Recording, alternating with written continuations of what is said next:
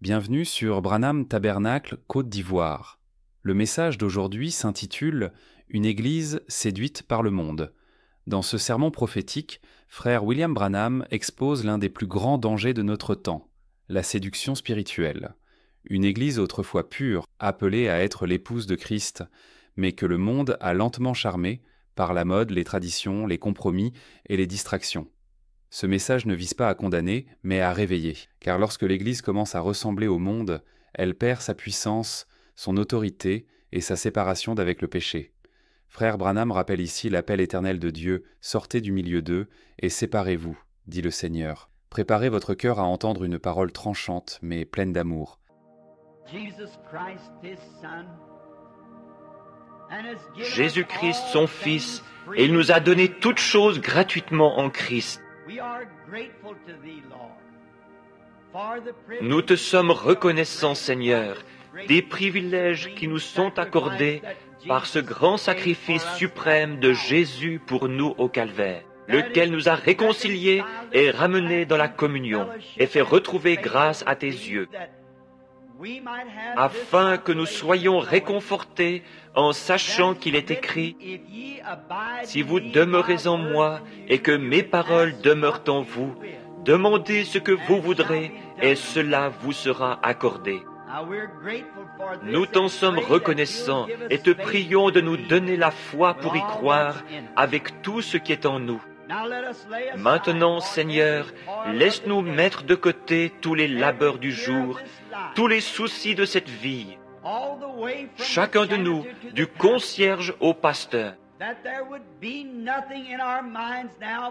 si ce n'est d'attendre que le Saint-Esprit nous parle, étant prêts à l'écouter respectueusement, afin que nous puissions accomplir quelque chose de bon et que notre rassemblement nous permette de te connaître davantage.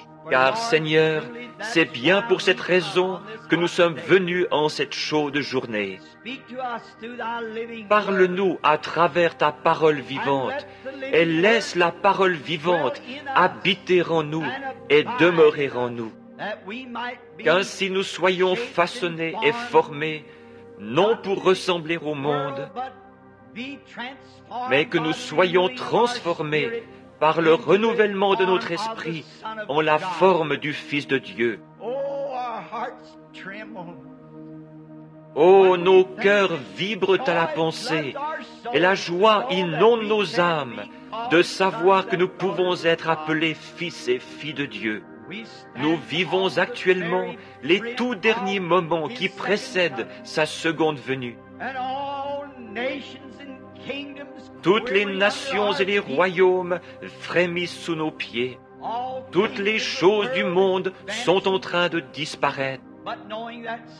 Mais nous savons qu'un jour il viendra et nous emmènera dans un royaume qui n'aura jamais de fin et qui ne sera jamais ébranlé. Et pensez que nous sommes maintenant les sujets de ce royaume. Ô Dieu, circoncis notre cœur et nos oreilles aujourd'hui par le Saint-Esprit, à travers le lavage d'eau de la parole. Car nous le demandons en son nom et pour sa gloire. Amen.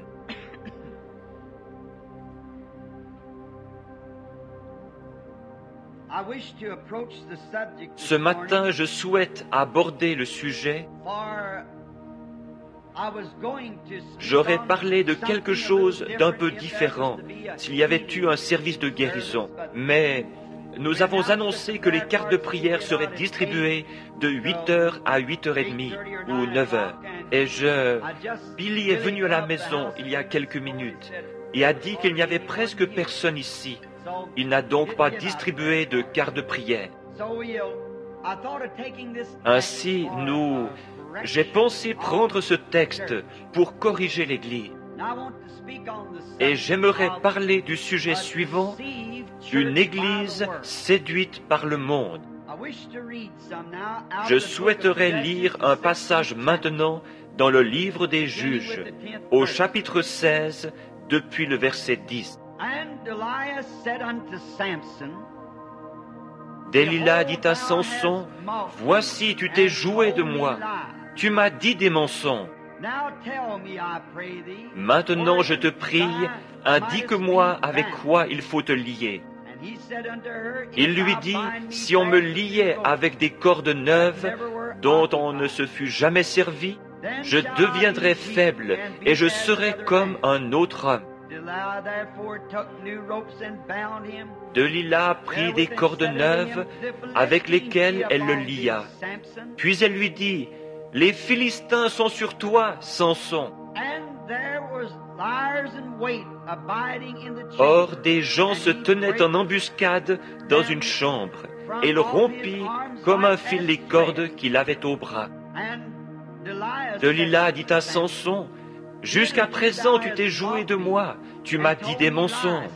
Déclare-moi avec quoi il faut te lier. » Il lui dit, « Tu n'as qu'à tisser les 7 tresses de ma tête avec la chaîne du tissu. » Et elle les fixa par la cheville. Puis elle lui dit, « Les Philistins sont sur toi, Samson. » Et il se réveilla de son sommeil, et il arracha la cheville du tissu et le tissu. Elle lui dit, « Comment peux-tu dire, je t'aime, puisque ton cœur n'est pas avec moi?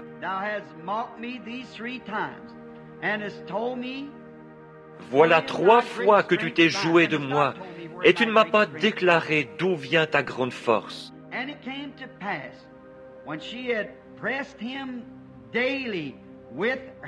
Comme elle était chaque jour à le tourmenter et à l'importuner par ses instances, son âme s'impatienta à la mort. Il lui ouvrit tout son cœur et lui dit, « Le rasoir n'a point passé sur ma tête, parce que je suis consacré à Dieu dès le ventre de ma mère. Si j'étais rasé, ma force m'abandonnerait, je deviendrais faible et je serais comme tout autre homme. »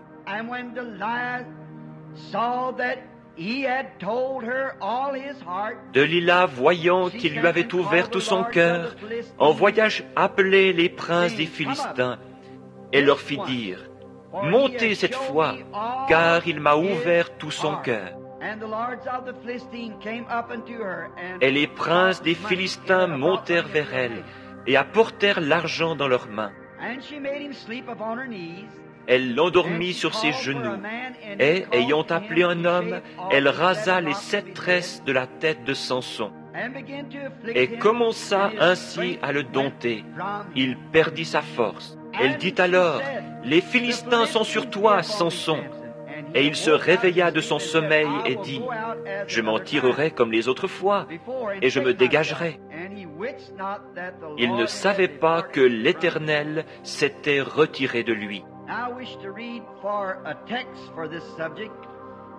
Et maintenant, je souhaiterais lire comme texte pour ce sujet quelque chose se trouvant dans le livre de l'Apocalypse, au chapitre 2, du verset 21 au verset 23.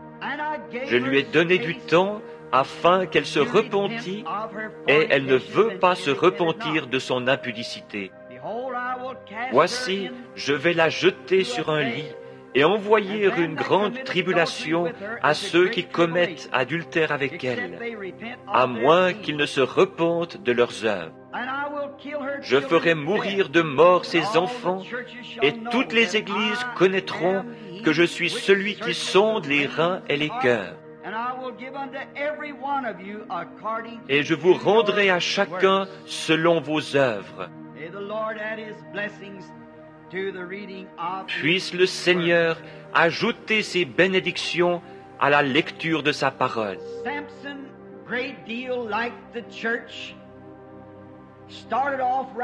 Samson, ressemblant beaucoup à l'Église, a bien débuté. Il est bien parti. Au départ, il fut appelé un vaillant héros.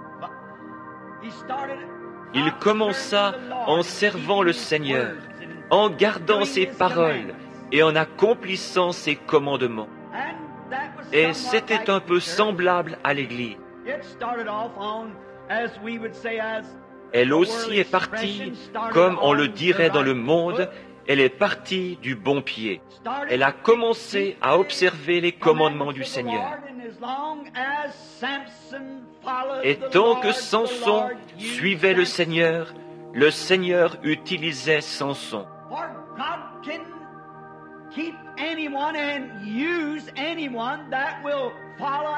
Car Dieu peut garder quiconque et utiliser quiconque le suivra, car c'est l'affaire de Dieu. Mais lorsque nous nous détournons et nous éloignons des choses de Dieu, Dieu ne peut plus nous utiliser. Lorsque fermement nous suivons les commandements de Dieu, lorsque nous restons dans les pages de la Bible et que nous adorons d'après la parole écrite, que nous l'adorons dans l'esprit et dans la vérité de la parole, alors Dieu peut utiliser n'importe quel individu. Mais lorsque l'idée lui vient de se détourner vers quelque chose d'autre, alors Dieu ne peut plus l'utiliser. Ainsi, Samson représente de façon bien remarquable l'Église d'aujourd'hui. Lorsque l'Église était à ses débuts, Dieu pouvait utiliser l'Église, car l'Église marchait diligemment selon les commandements du Seigneur.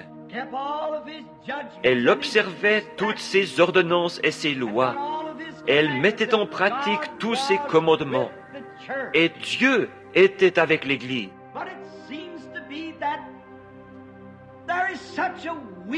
Mais l'Église a l'air de s'être terriblement affaiblie.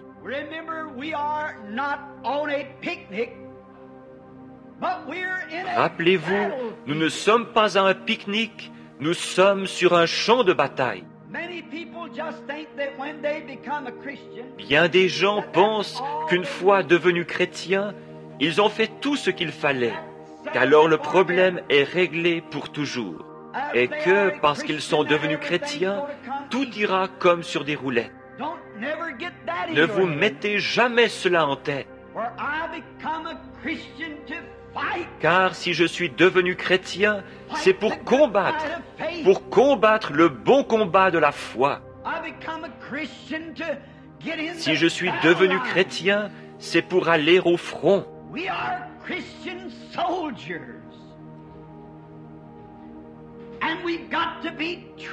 Nous sommes des soldats chrétiens et il nous faut être formés et instruits. Il nous faut connaître toutes les techniques de l'ennemi pour savoir comment nous fortifier et comment livrer le combat. Et nous ne pouvons le faire qu'au fur et à mesure que le Saint-Esprit nous le révélera. Nous ne pouvons pas prendre ce que d'autres nations nous disent lorsque nous allons à la guerre, prendre certaines de leurs idées.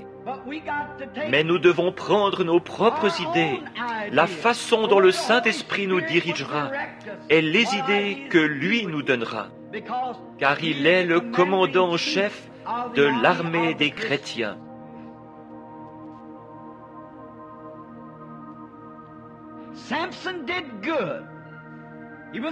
Samson faisait son chemin. C'était un homme remarquable, jusqu'à ce qu'il commence, comme nous pourrions dire, à courir comme un vaurien,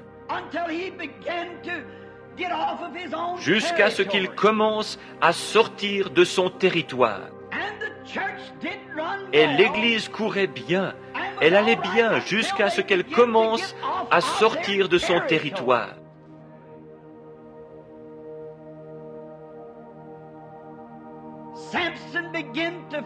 Samson a commencé à flirter. Et il ne flirtait pas avec des jeunes filles israélites, mais il a commencé à flirter avec des jeunes filles des Philistins.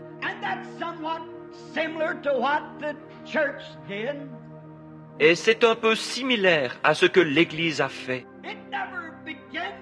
Elle n'a pas commencé à faire la cour aux siens, mais elle est partie vers les incroyants. Et elle a commencé à flirter avec les incroyants.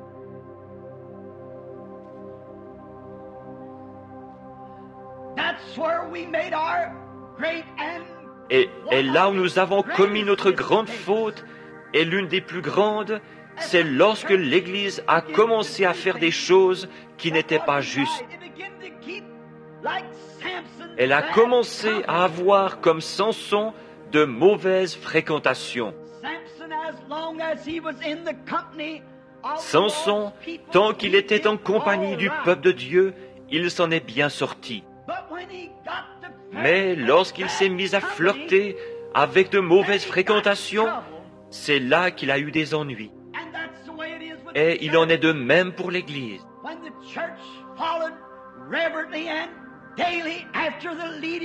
Quand l'Église suivait chaque jour respectueusement la conduite du Saint-Esprit, Dieu les bénissait.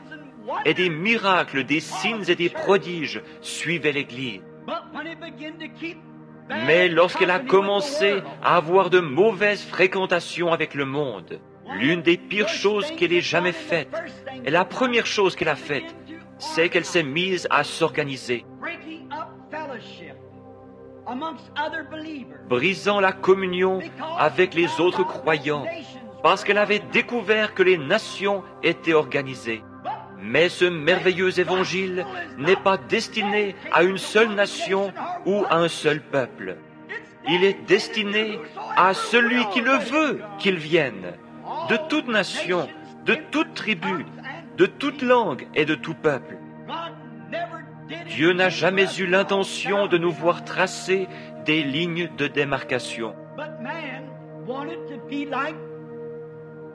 Mais l'homme voulait ressembler, se comparer ou copier, ou suivre ce que le monde faisait, dire les mêmes choses qu'eux, avoir du succès comme eux.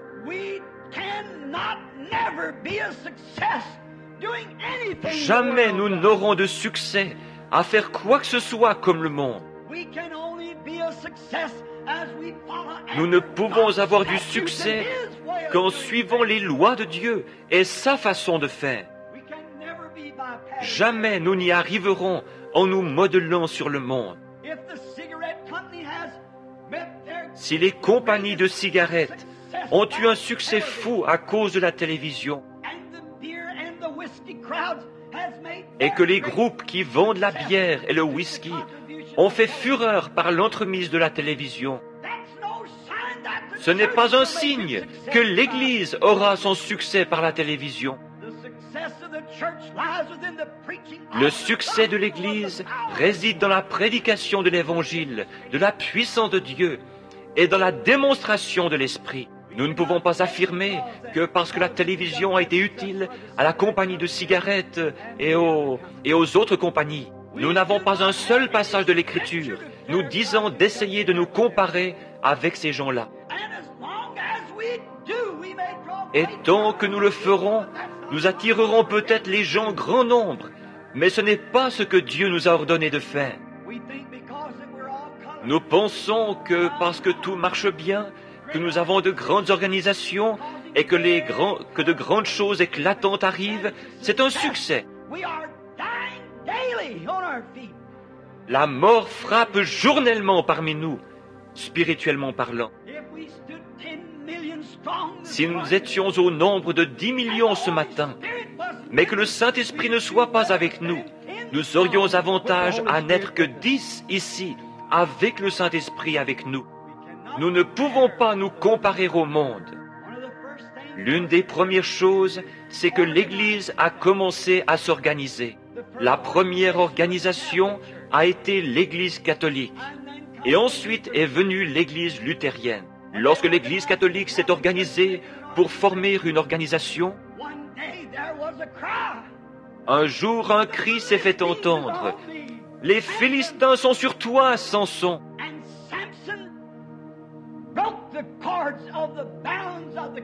Et Samson a brisé les cordes des liens de l'Église catholique. Alors Martin Luther est sorti avec l'organisation. Ensuite, ils ont lié l'Église avec une autre corde, comme Delilah l'a fait. Et alors, ils ont commencé, plutôt que d'avoir des hommes appelés de Dieu, des hommes appelés par le Saint-Esprit. Peut-être qu'ils ne connaissaient pas leur ABC, mais ils connaissaient Christ. L'Église est alors mise à la recherche de l'élégance et à suivre le style des orateurs politiques. Et il leur fallait donner à leurs prédicateurs des diplômes de docteur. Chacun devait être un docteur en théologie. C'était là une autre corde servant à lier l'Église. Les hommes vont étudier. Chaque séminaire essaye de produire un plus grand érudit, afin que leurs églises puissent se vanter. Notre pasteur est docteur en théologie. Et qu'ont-ils fait? L'un essaye de surpasser l'autre en connaissance. Eh bien, cela ne veut rien dire du tout aux yeux de Dieu. Il est inutile pour un homme d'essayer de se servir de sa connaissance mondaine pour plaire à Dieu. C'est une abomination aux yeux de Dieu. Jamais vous ne plairez à Dieu avec des ambitions mondaines et une connaissance selon le monde, parce que c'est inimitié contre Dieu, dit l'Écriture. Il ne peut pas faire cela. Et chacun essaye d'avoir toute la connaissance. Ils savent exactement ce qu'il faut faire et quelles paroles prononcer. Et cela devient simplement un discours politique au lieu d'un message puissant et démontré par le Saint-Esprit qui pénètre dans le cœur de l'homme et dévoile le péché. Ils sont formés pour des discours politiques et nous n'avons pas besoin de cela. La parole ne nous est pas venue seulement, ou plutôt l'Évangile en parole seulement, mais à travers la puissance et la manifestation du Saint-Esprit. C'est ainsi que l'Évangile a été annoncé, par la démonstration de la puissance du Saint-Esprit. Mais tous ces hommes partent au séminaire, et ils y reçoivent une grande instruction. Ils apprennent comment se tenir devant les gens, comment se présenter, comment s'habiller et comment agir. Ils apprennent à ne jamais faire d'erreurs grammaticales. Maintenant, tout cela est de mise pour un discours politique. Mais nous ne recherchons pas les paroles enchanteresses des hommes. Paul a dit, l'évangile que je prêche n'est pas venu comme cela. Il est venu par le renouvellement du Saint-Esprit et par des démonstrations de puissance. Cela ne vient pas par un discours bien énoncé, afin que votre sagesse soit, ou plutôt que votre confiance soit dans la sagesse des hommes. Mais cela est venu à travers la démonstration de la puissance du Christ ressuscité. C'est ça l'Évangile. Le connaître lui dans la puissance de sa résurrection. Chaque homme se croit un peu plus intelligent que l'autre. Chaque dénomination aussi. Les méthodistes diront, nous avons l'homme le plus intelligent. Les baptistes diront, et l'Église de Christ, etc. Ils diront tous, oh, nous sommes les plus brillants. Nous, nos gens, nous ne laissons pas n'importe quel homme ordinaire aller prêcher l'Évangile. Non, ils les choisissent minutieusement. Oh, Dieu ait pitié. Ils les trient sur le volet. Une fois endoctrinés par leur enseignement particulier, ils les placent alors dans l'Église.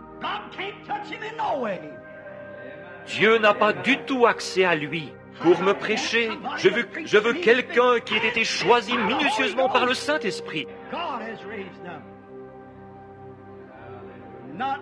Quelqu'un que Dieu ait suscité, qui n'ait pas été choisi par des hommes ou des dénominations. Ils en font une question de connaissance. Ils disent, oh, nous savons tout ça. Et certains d'entre eux ne connaissent pas la première lettre de l'alphabet du Saint-Esprit. Ils le renient. Cela me rappelle un petit livre que j'ai lu un jour en Californie, il y a environ 10 ans. Je l'ai pris dans un vieux magasin de journaux. Le nom de l'auteur m'échappe. Ce n'était qu'un petit livre à 4 sous, mais il contenait beaucoup de bon sens, bien qu'il semblait un peu humoristique. Mais j'ai trouvé quelque chose là-dedans qui me semblait venir de Dieu. Et l'une des petites histoires commençait comme ceci.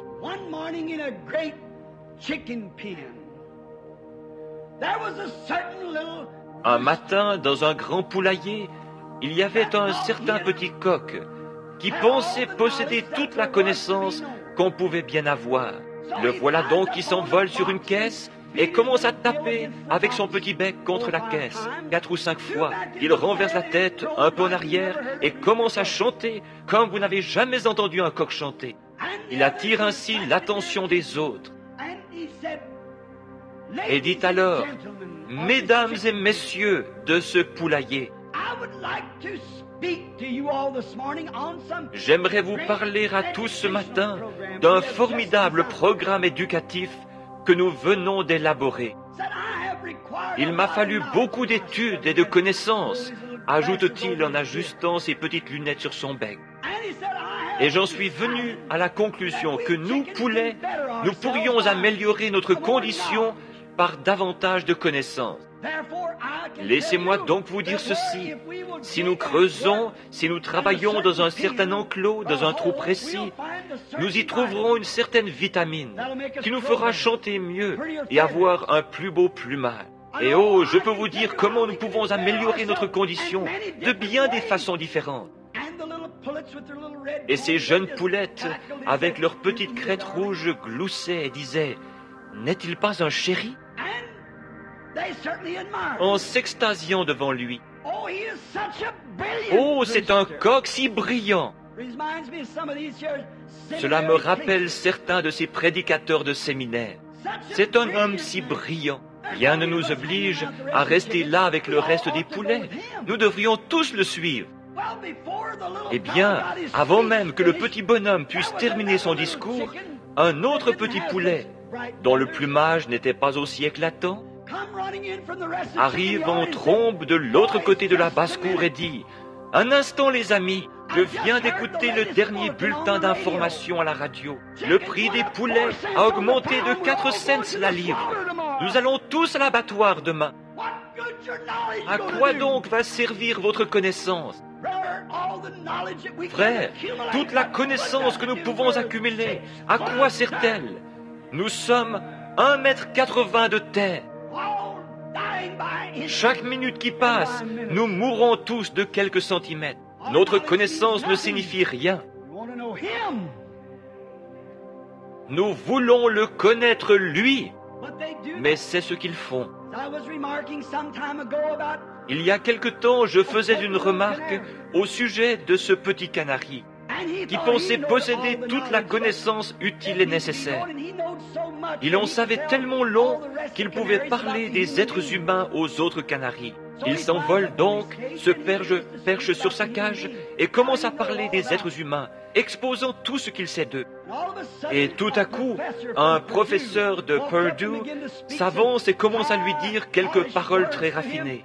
Et le petit oiseau se met à sourciller et à tourner la tête. Oh, il avait des yeux, il pouvait voir le professeur. Il avait des oreilles, il pouvait l'entendre. Mais bien sûr, il ne savait pas de quoi il parlait. Pourquoi ? Il a une cervelle de canari. Il n'est qu'une tête de linotte. C'est tout ce qu'il a. Il n'a pas un cerveau d'humain. Il ne peut donc pas penser comme les êtres humains. Et un être humain ne peut pas non plus penser comme Dieu. Vous êtes humain et toute la connaissance du monde ne vaut pas plus qu'une cervelle de canari. Tout ce que vous faites, c'est vous faire du mal avec cela. Il vous faut la pensée de Christ. La raison pour laquelle les gens vont se joindre à des organisations et substituent une poignée de main à la nouvelle naissance, c'est qu'ils essayent de contourner la nouvelle naissance. Ils ne veulent pas de la nouvelle naissance. Et ils savent que nous enseignons cela dans la Bible. Ils veulent donc y substituer quelque chose. Chez les pentecôtistes, ce n'est pas mieux. Ils essayent aussi de substituer quelque chose. Ils veulent que cela ait de la classe. Il faut que cela se fasse avec de la classe. Nous allons nous serrer la main et nous joindre à l'Église. Et nous serons aspergés ou baptisés ou quelque chose ainsi. Ils ont peur de la nouvelle naissance. J'ai parfois l'impression que le Branham Tabernacle commence à en avoir peur. Or nous savons tous qu'une naissance, peu importe où elle a lieu, n'importe où c'est un gâchis. Qu'un bébé naisse dans un tas de foin, sur un plancher dur, ou dans une chambre d'hôpital décorée en rose, c'est un gâchis de toute manière. La naissance d'un veau, n'importe quelle naissance, c'est un gâchis. Et la nouvelle naissance n'est rien moins qu'un gâchis. Seulement les gens sont si empesés. Nous irons là-bas où il serre la main. Nous irons là où il ne braille pas, ne pleure pas, ne tape pas sur l'autel et ne crie pas. Vous voulez être trop humain. Ce dont nous avons besoin, c'est une naissance. Cette mort qui produit la vie. Une semence, une vieille pomme de terre, une semence de pomme de terre. Prenez cette pomme de terre et mettez-la dans le sol. Avant que vous puissiez avoir de nouvelles pommes de terre, cette vieille pomme de terre doit pourrir. Un grain de blé ne peut pas produire une nouvelle vie tant qu'il n'a pas pourri. Et un homme ou une femme ne peuvent jamais avoir de nouvelle naissance tant que leur intellectualisme et leur moi n'ont pas pourri, ne sont pas morts. Mourez à l'autel, criez, devenez un gâchis, jusqu'à ce que l'amidon sorte de votre col et que vous naissiez de nouveau par l'Esprit de Dieu. Peu m'importe si vous criez à tue-tête, parlez en langue, sautillez, faites des bonds comme un poulet auquel on a coupé la tête. Vous êtes en train de produire une nouvelle vie.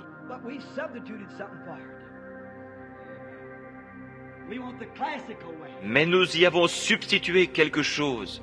Nous voulons la façon distinguée. C'est vrai. L'autre jour, c'était vendredi, mon épouse et moi sommes allés au magasin.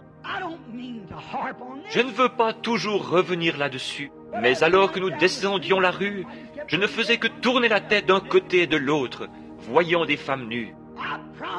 J'ai promis à Dieu, lorsque j'étais aveugle, que s'il guérissait mes yeux, je regarderais les choses correctes. Je garde une petite croix suspendue dans ma voiture. Lorsque je vois de telles choses, je regarde la croix et je dis, « Oh Dieu, voilà mon refuge !» Tandis que je regarde la croix, je voyais ces femmes. Mesdames a dit, « Nous n'avons pas vu une seule femme portant une jupe aujourd'hui. » Et elle m'a dit, « Bill, regarde cette femme-là, avec ses petites bretelles autour du haut de son corps. Tu ne vas pas me faire croire que cette femme ne sait pas que c'est mal. Si elle ne sait pas que c'est mal, alors elle a perdu l'esprit. » J'ai dit, « Minute, chérie, c'est une Américaine.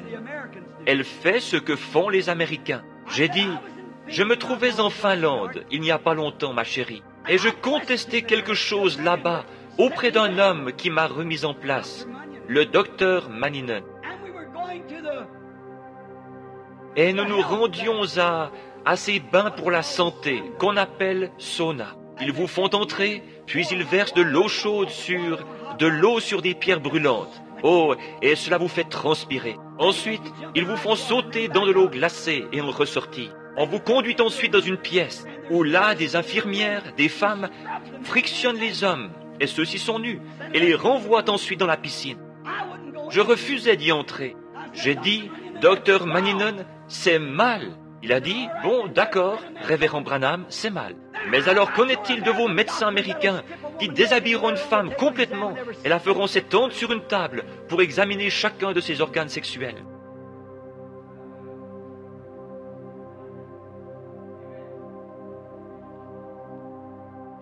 Qu'en est-il de vos infirmières dans les hôpitaux? J'ai dit, « Excusez-moi, frère Manninen, vous avez raison. » Qu'est-ce?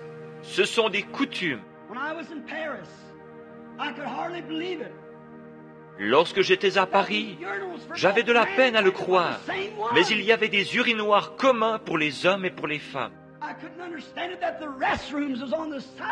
Je ne pouvais pas comprendre que ces toilettes au bord de la route servaient à la fois aux hommes et aux femmes. Je n'arrivais pas à croire que lorsque les femmes allaient se baigner à la plage, un jeune homme avec sa petite amie, il n'y avait pas de cabine. Ils enlevaient simplement tous leurs vêtements jusqu'au dernier, se tournaient ensuite le dos, mettaient une petite bandelette et s'en allaient nager. Mais c'est ainsi. They pay no attention to it. Ils n'y font pas attention.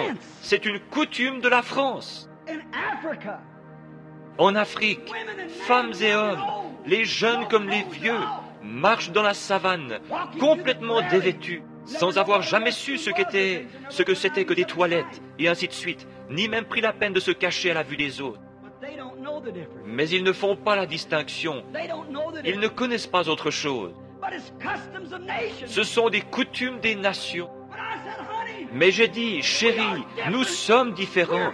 Nous sommes d'une autre nation. we are pilgrims and Nous sommes des strangers pèlerins here. et des That's why étrangers these things ici. look so wrong. Voilà pourquoi ces choses nous paraissent si fausses. For the Bible said they that profess Car la Bible dit que ceux qui professent de telles choses montrent qu'ils sont pèlerins et étrangers et qu'ils cherchent une cité qui est à venir. a man or woman in Italy, in France, Tout homme ou toute femme, qu'ils habitent en Italie, en France, en Afrique ou ailleurs, une fois nés de nouveau du Saint-Esprit, ils ne feront pas ces choses-là. Ils ne porteront pas ces vêtements-là. they won't act like that. Because they're Ils n'agiront pas ainsi parce qu'ils sont d'une autre nation dont le dirigeant et le constructeur est Dieu. we are from heaven. Nous sommes du ciel. The Spirit L'Esprit qui est en vous motive votre vie. Si vous êtes Américain, vous ferez comme font les Américains. Si vous êtes Français, vous ferez comme font les Français. Et vous critiquerez les autres. Mais si vous êtes de Dieu, vous agirez comme ils le font au ciel. Parce que votre esprit vient d'en haut et il vous dirige. Une petite chose à laquelle vous pourriez regarder. Dans l'Écriture, ceux qui cherchaient cette nouvelle cité agissaient différemment. Ils professaient qu'ils étaient pèlerins et étrangers. Ceux du côté de Caïn sont devenus des fugitifs et des renégats, tandis que les chrétiens étaient des pèlerins et des étrangers. Un fugitif n'a pas de chez soi. Un renégat est un affreux individu. Mais un pèlerin, c'est quelque chose de réel. Il vient d'un pays véritable, d'une autre nation, et il essaie de trouver son chemin pour rentrer chez lui, démontrant par sa vie qu'il est différent, qu'il vient d'un autre pays. Voilà pourquoi il agit ainsi. Mais pourtant, ces gens qui agissent ainsi, ces gens qui portent ces choses, laissez-moi vous raconter quelque chose. En Afrique du Sud, j'ai vu 30 000 païens, des indigènes complètement nus. J'ai vu des jeunes filles de 16, 18, 20 ans, des garçons nus comme des vers, se tenant là, avec de la boue sur le visage et tout bariolé, avec des os leur traversant le nez et des morceaux de bois suspendus à leurs oreilles, et avec des os humains se croisant, ou des os quelconques se croisant dans leurs cheveux, des dents d'animaux suspendus à leur corps, nus comme ils sont venus au monde, et ils ne le savaient pas. Mais lorsqu'elles ont reçu Christ, qu'elles sont tombées la face contre terre et ont reçu le Saint-Esprit, elles se sont levées, ont croisé leurs bras sur leur poitrine pour cacher leur honte, et se sont ensuite éloignées et ont trouvé des habits avec lesquels se vêtir. Pourquoi? Ils étaient devenus des pèlerins et des étrangers pour ce monde. Alléluia! Ils s'en étaient éloignés. Oui, monsieur. Oh oui, ces gens se déclarent chrétiens. Ils appartiennent à des églises. Ils s'en vont disant, nous sommes méthodistes, nous sommes baptistes, nous sommes pentecôtistes, nous sommes adventistes du 7e jour, nous sommes ceci ou cela. Cela n'a rien à voir. Votre esprit, la vie qui est en vous, c'est ce qui motive et révèle ce que vous êtes. Jésus a dit, c'est à leurs fruits que vous les reconnaîtrez. L'Église est devenue comme Israël l'était au commencement. Ils ont vu que toutes les nations païennes avaient un roi, mais Dieu était leur roi. Ils ont vu que les nations païennes avaient un roi. Ils ont donc voulu faire comme les nations païennes, et ils se sont achetés un roi. Et en faisant cela, ils se sont attirés des ennuis. Petit à petit, il a commencé à entrer. Petit à petit, le monde a commencé à s'infiltrer en eux. Finalement, cela a abouti en Akab. Un roi s'en approchant un petit peu plus, encore un petit peu plus, et finalement, cela a fait sortir la vie qui était en eux. Ils ont continué ainsi, et lorsque le vrai roi est venu, ils ne l'ont pas reconnu. Et c'est ce que l'Église a fait. Elle a adopté, c'est ça, elle a adopté la politique, l'éducation, elle a adopté les organisations, la société, les grosses églises, des prédicateurs au style pompeux. Et lorsque le vrai roi vient, ils ne le reconnaissent pas. Ils sont en train de crucifier le Saint-Esprit, celui-là même qui est le roi. Ils ne le reconnaissent pas, mais ils rient de lui et se moquent de lui. Ce que les Juifs ont fait à leur Messie, l'Église est aussi en train de le faire à son Messie. Ils ne le savent pas. Ils manquent de perspicacité spirituelle, étant tellement endoctrinés par ce qui frappe leurs yeux, par les apparences, des bâtiments imposants, essayant de se comparer au monde. Il ne nous est pas du tout demandé de nous comparer au monde.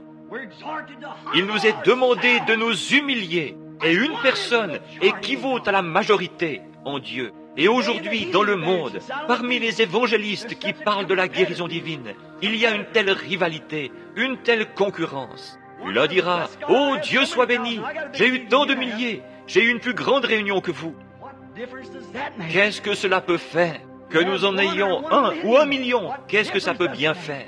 Sommes-nous fidèles à Dieu? Sommes-nous fidèles à sa parole? Supportons-nous le test auquel nous sommes soumis par le Saint-Esprit? Est-ce vrai? Voilà l'essentiel. Mais nous faisons des compromis avec la Bible. Beaucoup de nos pentecôtistes font des compromis quant aux doctrines fondamentales de cette Bible. Mon but n'est pas de vous blesser, seulement je suis dans ma propre église. Et j'estime que je peux faire ce que dans mon église parce que je prêche l'évangile.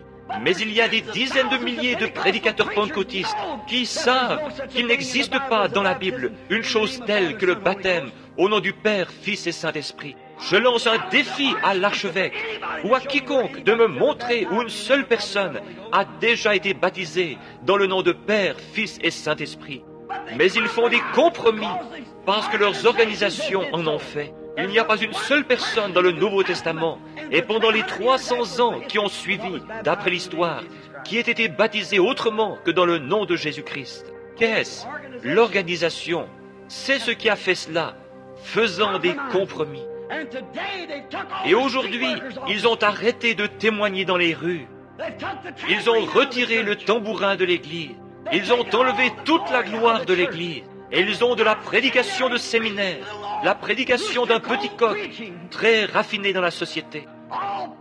Et leurs femmes qui portent des shorts et des robes dans lesquelles elles sont moulées.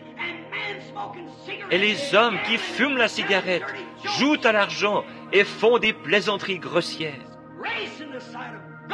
C'est une honte aux yeux de Dieu.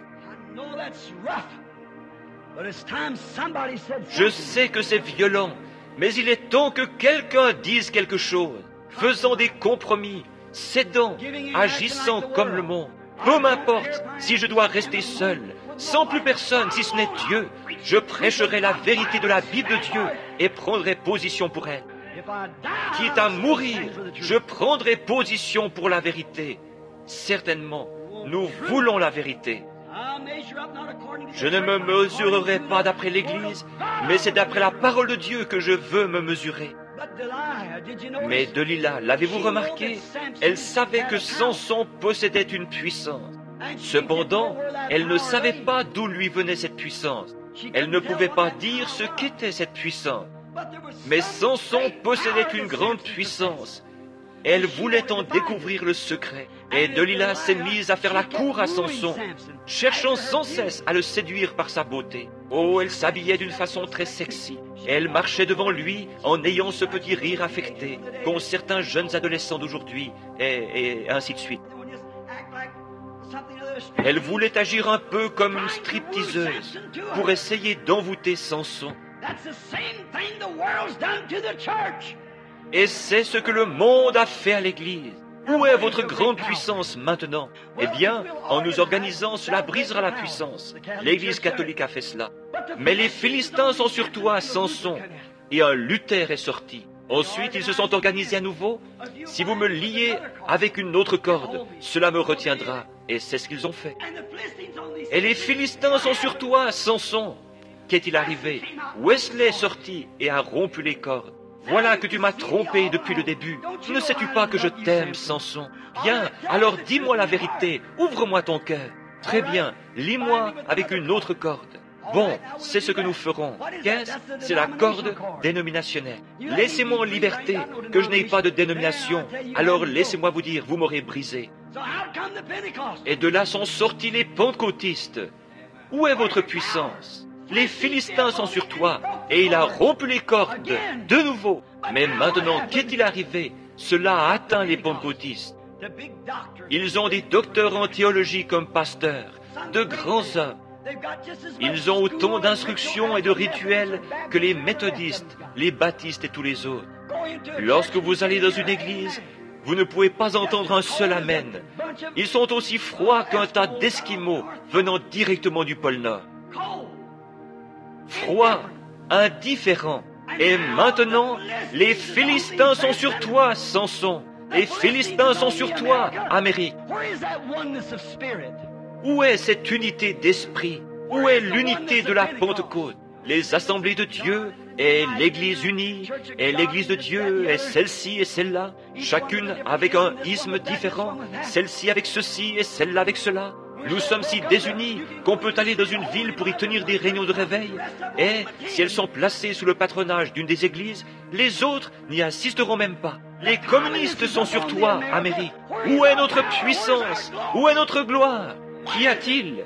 C'est que nous avons recherché la sagesse des hommes plutôt que la sagesse de Dieu. Oh, nos prédicateurs sont devenus si raides, si empesés. Ils nous ont organisés si bien que nous sommes empesés et endurcis, au point que les gens qu'on n'entend plus personne pousser un cri de joie dans l'église. On n'entend jamais personne pleurer. Le bandit pénitent a été descendu au sous-sol.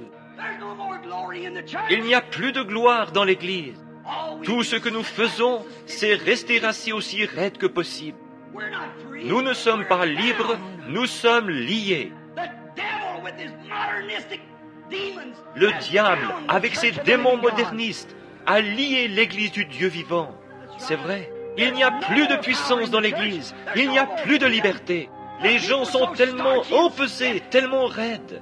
Oh, que Dieu peut venir au milieu des pentecôtistes et prouver qu'il est Dieu et montrer les signes de sa résurrection, et cela ne les secoue même pas. Gloire!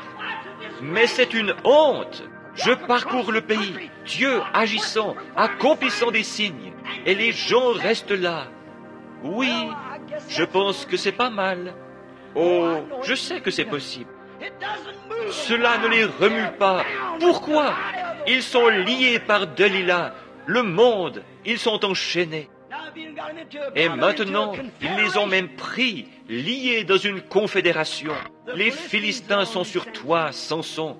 Que vas-tu faire à ce sujet? Oh, nous avons de grandes dénominations, bien sûr. Nous avons plus de membres que jamais auparavant.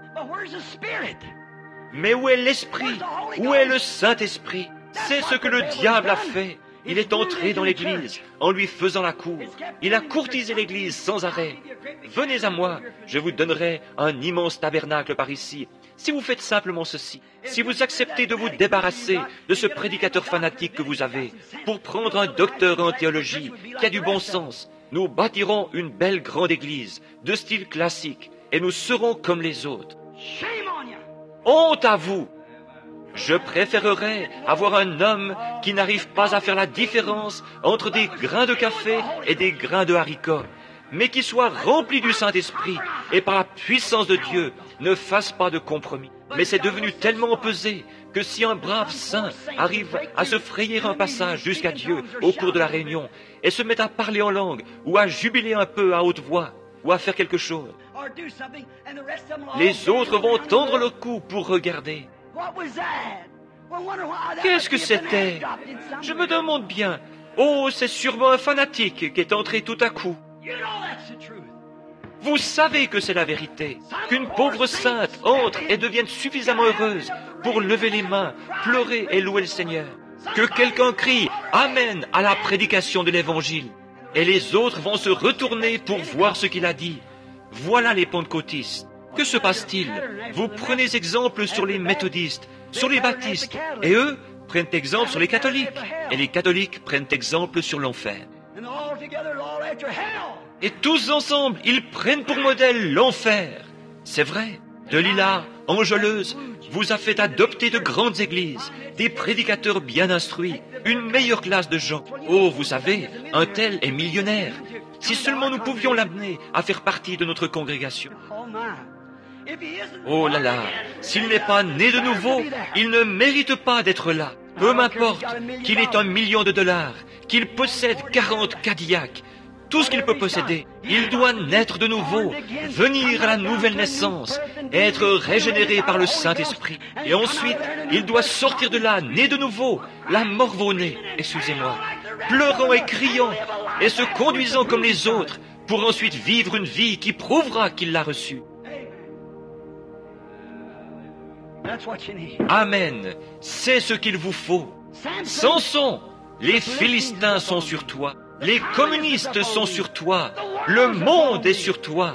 Le diable est sur toi. Ils s'en retournent après avoir vu l'Esprit de Dieu accomplir des miracles et faire des choses témoignant de sa résurrection, comme Jésus l'a promis, et disent « Oh, vous savez, je pense que Frère Branham a beaucoup de télépathie mentale. Mon pasteur a dit que c'était du diable. » You poor hypocritical deluded. Vous, pauvres infidèles, hypocrites pleins d'illusions, aux manières toutes raffinées, vous, loups en vêtements de brebis, Jésus a dit, si vous m'aviez connu, vous auriez connu mon jour.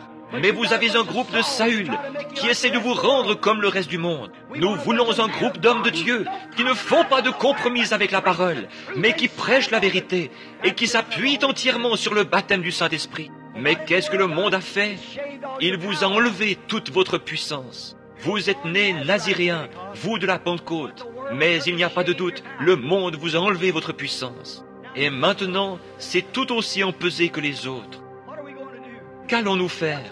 Que va-t-il arriver? Il y a une chose glorieuse à laquelle je puis penser pour terminer ce texte. Pendant que Samson était lié, We can't have a nous ne pouvons pas avoir de réveil. Écoutez notre loyal frère Billy Graham. Un réveil en notre temps. Écoutez crier Oral Roberts.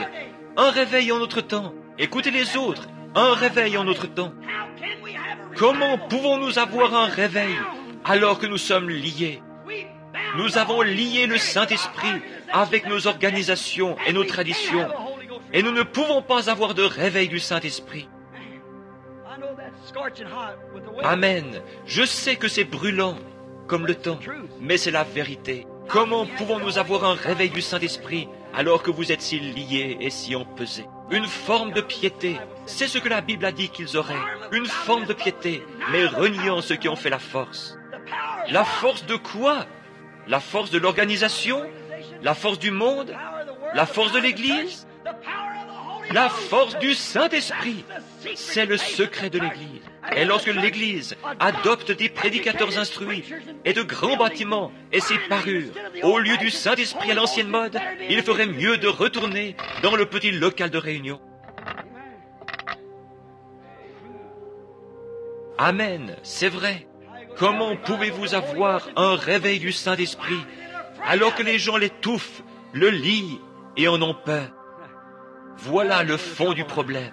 the Philistines. Les Philistins sont sur toi, mais la seule espérance bénie que nous possédons, c'est que pendant que Samson était en prison, première chose qu'ils ont faite, lorsqu'ils l'ont attrapé, ils l'ont d'abord lié, ils ont enlevé sa puissance, ils ont trouvé son secret, ils ont trouvé votre secret. Le monde a découvert votre secret. Maintenant, vous, femmes, vous coupez tous vos cheveux, et cela est comme le monde. Et vous, hommes, vous commencez à agir tous comme le monde. On se permet de faire des plaisanteries grossières, d'aller fumer quelques cigarettes, et de sortir avec les épouses des voisins, et tout le reste comme cela, et de boire un petit verre avec les autres, afin de garder son emploi. Je préférerais rester couché à plat ventre et manger du pain sec et boire de l'eau plate et rester propre et pur devant Dieu plutôt que de faire des compromis pour avoir un quelconque travail. C'est vrai, c'est juste. Restez fidèle à Dieu. Samson, les Philistins sont sur toi. Branham Tabernacle, la mondanité est en train de s'introduire parmi vous. Qu'avez-vous fait? Avez-vous exposé votre secret? Avez-vous exposé ce secret que Dieu vous a donné lorsque vous rouliez là dans la sciure il y a quelques années? L'avez-vous laissé vous échapper et être remplacé par une adoration sociale et cérémonieuse? Que vous est-il arrivé? Dieu peut descendre, accomplir un miracle, traverser tout l'auditoire, disant aux gens les secrets de leur cœur et tout, et guérir les malades et les affligés, et accomplir des signes et des prodiges, et prêcher sa parole avec force par le Saint-Esprit. Et les gens diront, eh bien, c'est pas si mal. Nous aimons bien entendre ça de temps en temps, si nous ne sommes pas trop fatigués. Ça, c'est le Branham Tabernacle. Les Philistins sont sur toi. Dire que dans le passé, lorsque la parole était prêchée, les vieux saints, les larmes aux yeux, se levaient et se mettaient à marcher en sanglotant. Peut-être sans dire un seul mot, mais ils allaient, venaient simplement, 2 ou 3 fois, puis se rasseyaient. Ils étaient tellement remplis du Saint-Esprit, la parole les nourrissait. L'homme ne vivra pas de pain seulement, mais de chaque parole qui sort de la bouche de Dieu. Les Philistins sont sur toi, Branham Tabernacle. Les Philistins sont sur vous, pentecôtistes. Bien sûr, les Philistins vous ont attrapé, vous les autres. Il y a longtemps déjà, lorsque vous vous êtes organisés si serrés, que rien ne pouvait entrer, à moins d'être soit presbytérien, baptiste, méthodiste, catholique ou quelque chose comme ça. Vous ne vouliez rien avoir à faire avec les autres. Ainsi, en réveillant notre temps, comment pouvons-nous l'avoir, alors que celui qui normalement donne le réveil est lié par le monde? Dieu n'entrera pas là où se trouve le monde, vous pouvez en être sûr. Si vous fréquentez le monde, alors c'est terminé.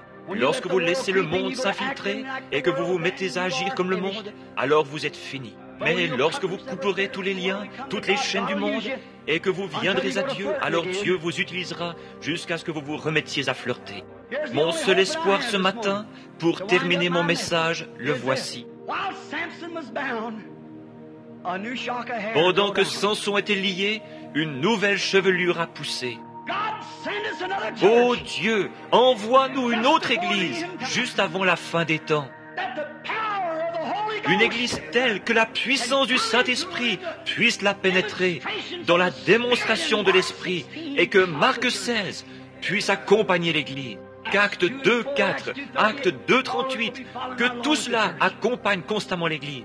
Les signes et les prodiges accompagnaient les apôtres. De grands signes de sa résurrection les accompagnaient. Pendant que nous sommes en prison, assurément, Dieu est en train de faire pousser une chevelure quelque part, en vue de la dernière grande mise à mort. Puisses-tu être celui-là, toi, ami chrétien, qui es ici ce matin. Puisses-tu être celui dont la force commence à augmenter. Je prie que ce message ce matin est là-bas dans le pays où il parviendra.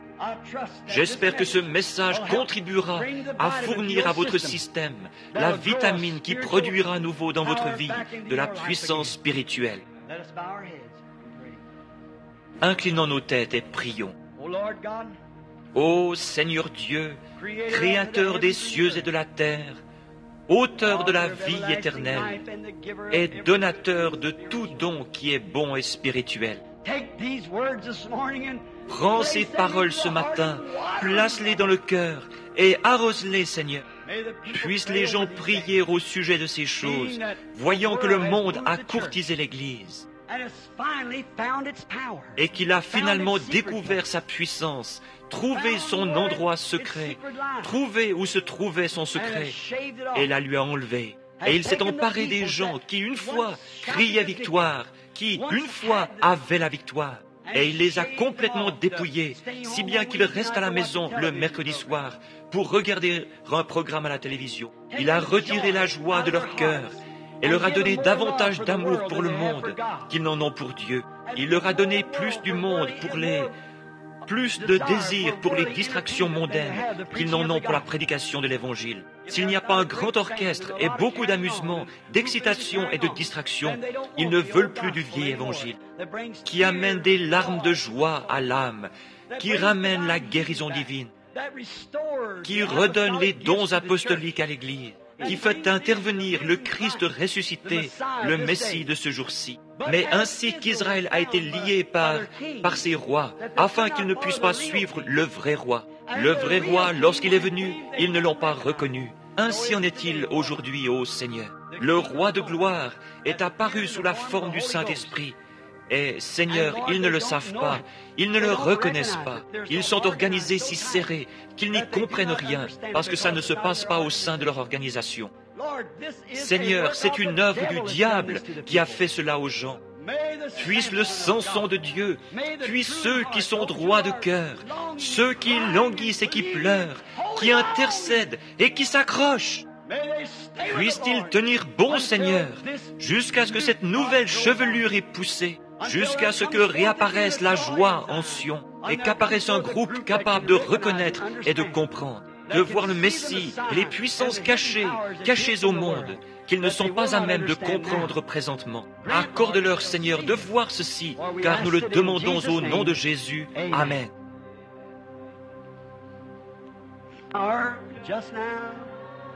Oh Lord, send the power just now and baptize everyone.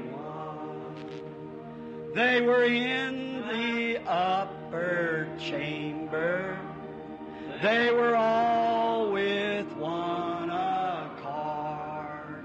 When the Holy Ghost descended, that was promised by our Lord. Oh, Lord, send your power just now. Oh, Lord, send your power just now. Oh, Lord, send the power just now and baptize everyone.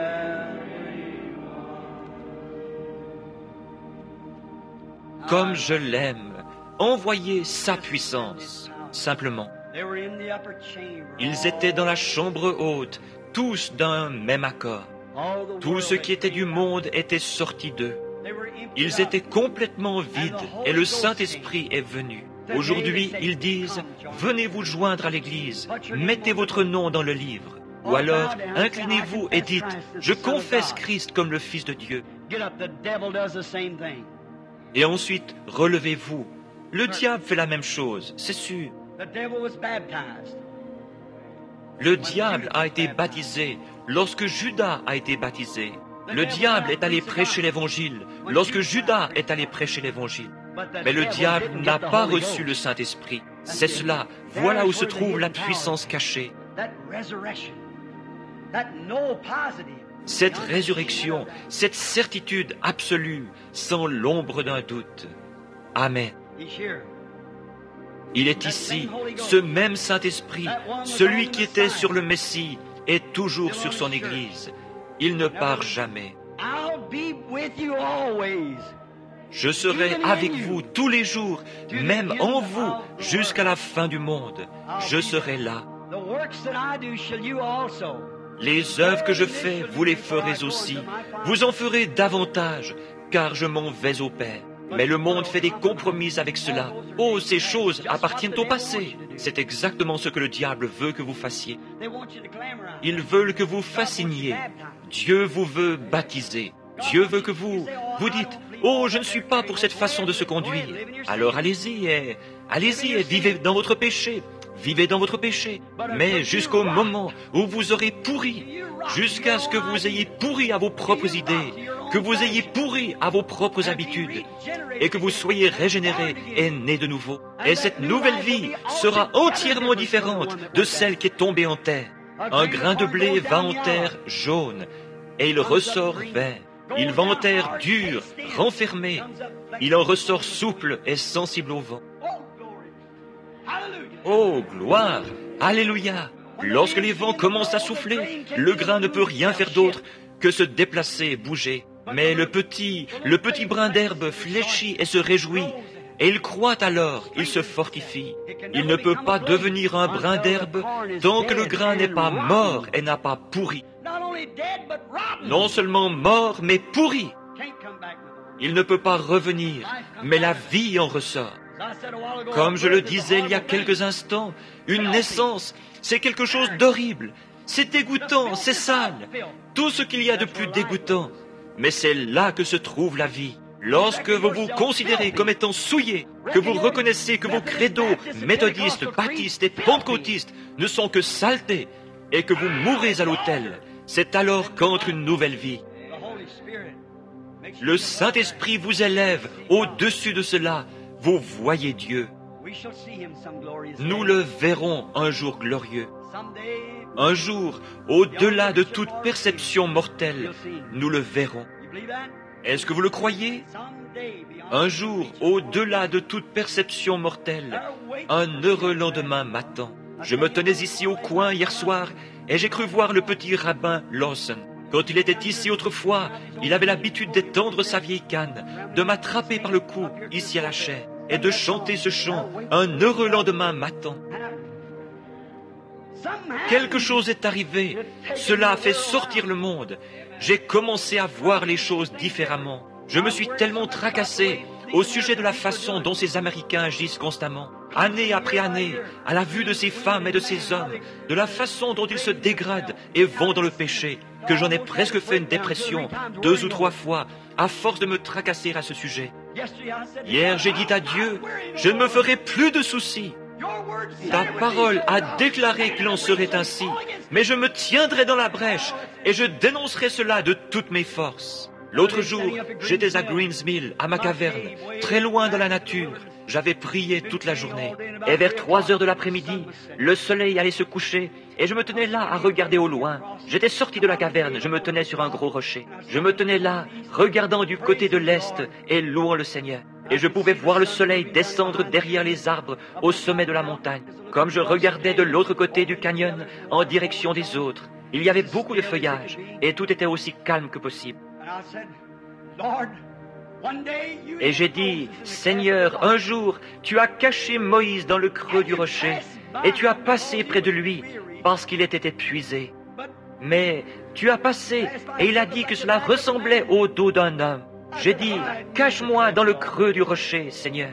À peu près à ce moment-là, à côté de moi, est venu un petit vent qui se déplaçait à travers les buissons. Il s'est déplacé comme cela, et est venu tout près de moi, un petit vent qui se déplaçait, et il est reparti à travers les bois. Je me suis tenu là. Someday, God only knows just where or when the wheels of mortal life will all stand still. Then I shall go to dwell on Zion hill. Someday,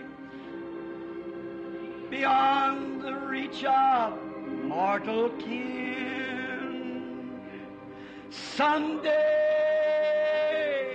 God only knows just where or when. What's going to happen? She's going to Toutes ces petites roues qui tournent vont s'arrêter. The wheels of mortal life shall all stand still. Then we shall go to dwell on Zion's hill.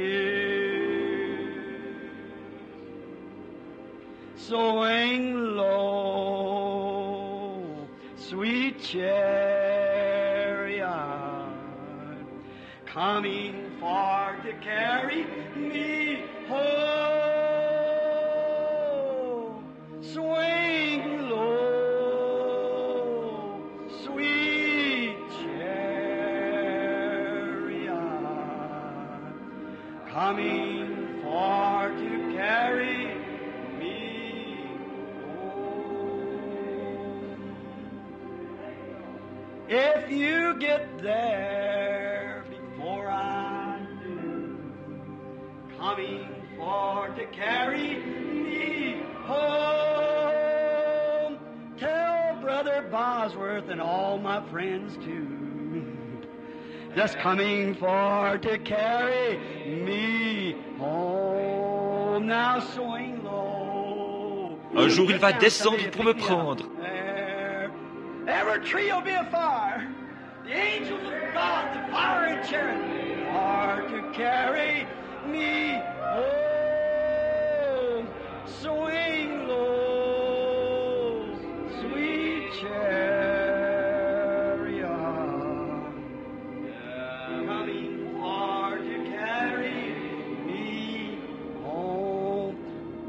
Un de ces jours dans les basses heures de ma mort, je m'attends à ce qu'ils viennent. C'est vrai.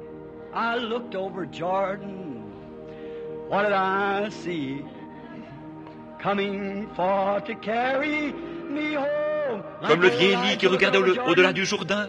A band of bright angels coming after me. They were coming for to carry me home. Swing low, get down low, sweet chariot, coming for to carry me home.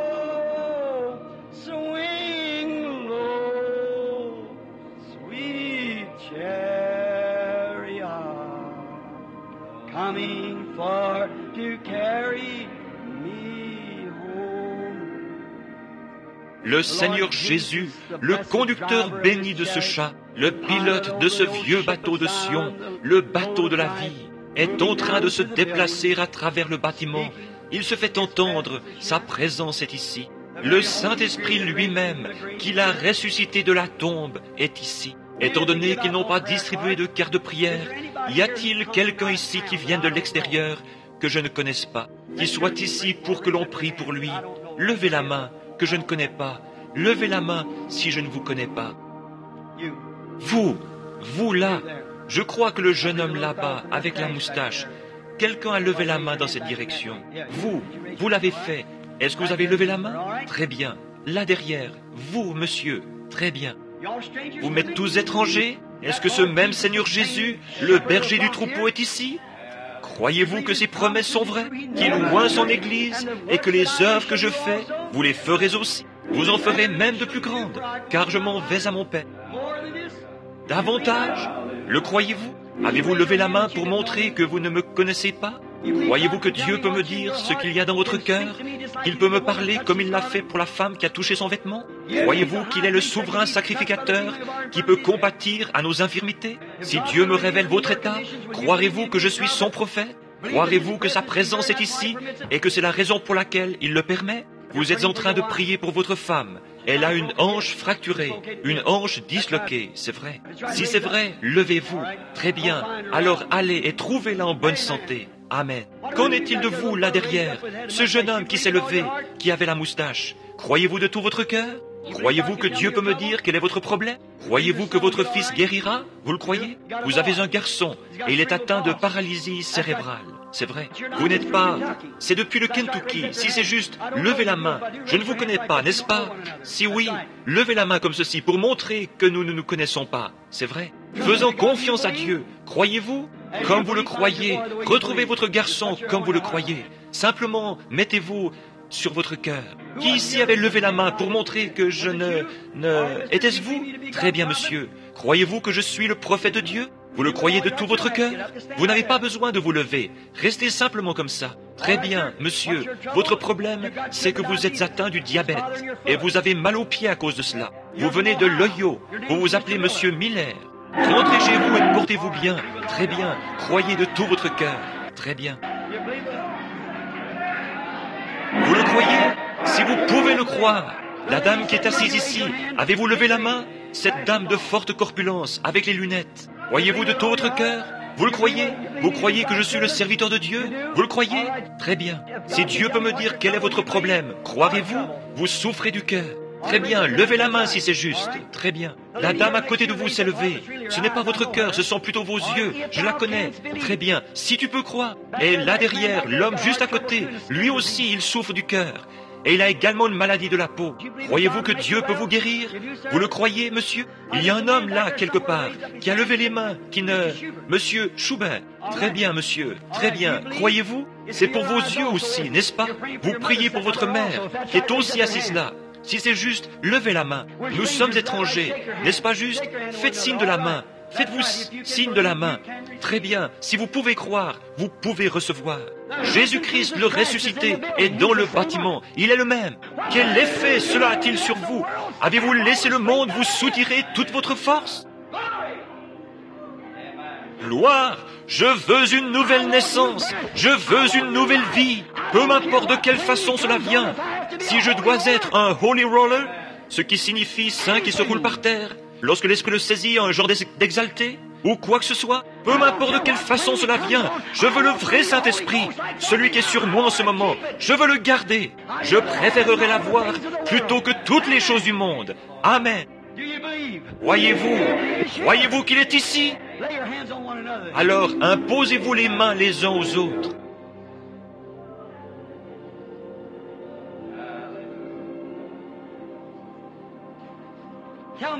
Dites-moi encore une chose qu'il pourrait faire. Rien.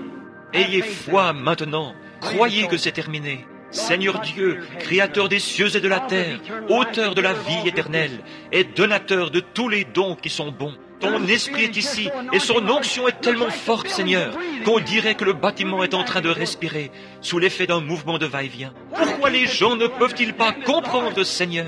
Ont-ils tellement fréquenté le monde? Sont-ils devenus tellement froids, cérémonieux et empesés, qu'ils ne peuvent plus te reconnaître? Seigneur Dieu, puisse cette puissance frapper chacun, et que chaque personne malade soit guérie, chaque pécheur sauvé, et que Dieu en reçoive la gloire. Par Jésus-Christ, le Fils de Dieu, je le demande. Amen. Le croyez-vous? Levez les mains. Acceptez-vous votre guérison? Que Dieu vous bénisse. Maintenant, allez et trouvez-le exactement comme vous l'avez cru. Ce sera ainsi. Je vois des visions qui apparaissent sur d'autres. C'est vrai, je dois revenir ce soir. Si vous ne croyez pas maintenant, vous ne croirez jamais. C'est vrai. Jésus l'a fait une seule fois, et ils ont dit, « Tu es ». Nous savons que lorsque le Messie viendra, il nous dira ceci. Elle a dit, « Je sais que le Messie fera cela, mais qui es-tu » Il a dit, « Je le suis ». Elle a ensuite couru à la ville et a dit, « Venez voir un homme qui savait ce que j'étais et ce que j'ai fait. N'est-ce pas le Messie ?» Il a dit, « Ces choses réapparaîtront dans les derniers jours. L'Église prêchera la vérité, elle se tiendra sur la parole. Elle mettra en pratique tous les commandements de Dieu. Elle ne s'associera pas avec le monde. Et par son entremise, j'agirai et je ferai les mêmes choses. » Mais il a dit, « Ils seront emportés, enflés d'orgueil, aimant le plaisir plus que Dieu. Déloyaux, calomniateurs, ayant l'apparence de la piété. Très religieux, allant à l'église, ayant l'apparence de la piété, mais reniant ceux qui ont fait la force. Éloigne-toi de ces hommes-là. Vous, les gens, où que vous soyez dans l'église, vous qu'il vient d'interpeller, la vision m'a quitté. Si ce que j'ai dit était la vérité, et que je ne savais rien à ce sujet, levez les mains partout, dans toute l'église, partout. Voyez-vous, je ne les connais pas, je ne les ai jamais vus, mais le Saint-Esprit est ici et il les connaît. Ne pouvez-vous pas voir que ce n'est pas moi? Écoutez, s'il me confie cela, il me confiera la vérité de la parole, parce que la vérité peut seulement venir par la parole. Repentez-vous chacun et soyez baptisés au nom de Jésus-Christ pour le pardon de vos péchés, et vous recevrez le don du Saint-Esprit, car la promesse est pour vous, pour vos enfants, et pour tous ceux qui sont au loin, en aussi grand nombre que le Seigneur notre Dieu les appellera. Le croyez-vous? Il va y avoir un service de baptême dans un instant. Inclinons nos têtes. Je vais demander au pasteur de prier pendant qu'il se prépare pour le baptême. Je pense qu'il va y avoir un service de baptême. Très bien. Une église séduite par le monde. Ce message nous appelle à l'introspection. L'église d'aujourd'hui s'est-elle laissée séduire par l'apparence, la musique, la richesse, les foules, oubliant celui pour qui elle existe? Frère Branham nous rappelle que la véritable épouse de Christ ne cherche pas à plaire au monde, mais à plaire à son époux céleste. Dieu n'a pas changé, il attend toujours un peuple saint, séparé, consacré. Si cette parole a touché votre cœur, prenez un instant pour prier, pour revenir à la simplicité de la foi et pour vous consacrer à nouveau à Jésus-Christ. Abonnez-vous pour d'autres messages du prophète William Branham qui fortifient, réveillent et restaurent la foi.